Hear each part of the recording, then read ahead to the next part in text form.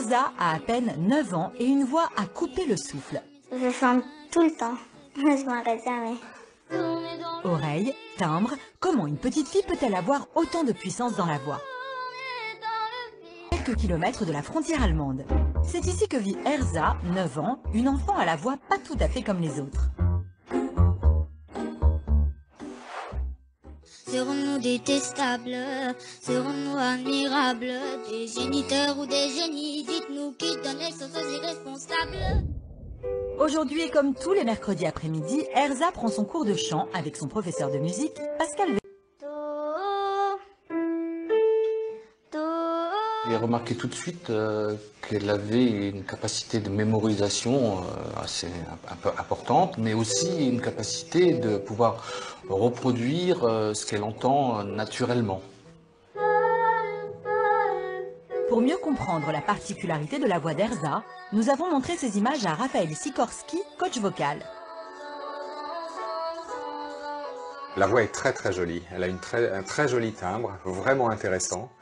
Elle a une très bonne oreille, elle entend parfaitement et elle est capable de reproduire ce qu'elle entend. Elle n'a pas d'hésitation sur la hauteur des sons. Notre petit prodige a une très bonne oreille, ce qui lui permet de rejouer n'importe quel son au piano facilement, mais aussi de le chanter. Et ce n'est pas tout. En plus de reproduire une note à la perfection, sa voix est d'une pureté et d'une puissance incroyable.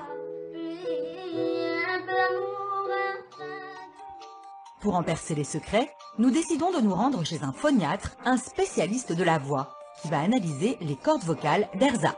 Erza a de très belles cordes vocales, qui sont assez épaisses quand même, ce qui explique qu'elle a une voix relativement grave, mais elles sont très régulières, il n'y a pas de signe de forçage et l'accollement est parfait. Lorsque l'on chante, nos cordes vocales vibrent et s'accolent pour produire un son. Un bon accollement des cordes vocales, c'est le secret d'une jolie voix. Explication. Quand les cordes vocales sont accolées, le passage de l'air sur les cordes vocales provoque la vibration du bord des cordes et un son net. Quand les cordes vocales ne sont pas complètement accolées, l'air passe, fait vibrer une partie des cordes vocales, mais il y a ce qu'on appelle une fuite d'air. Ce qui est remarquable pour une enfant de son âge, c'est que l'accollement des cordes vocales est très propre. Et d'une puissance. Malgré son jeune âge, Erza maîtrise déjà parfaitement ses cordes vocales. Mais ce qui rend sa voix si particulière, c'est son timbre. Il se forme dans le conduit vocal. Le conduit vocal, en fait, permet de donner à chacun son empreinte vocale particulière, parce que chacun a un autre visage, chacun a un autre conduit vocal.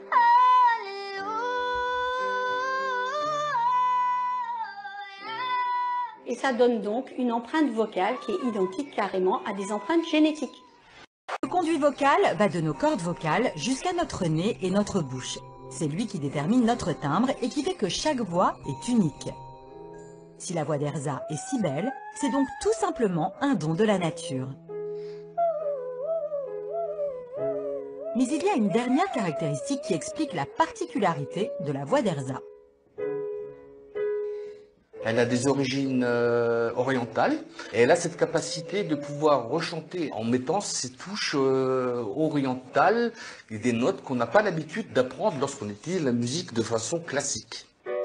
Erza baigne dans la musique orientale depuis toujours et maîtrise parfaitement certains effets vocaux de ses mélodies comme le glissando.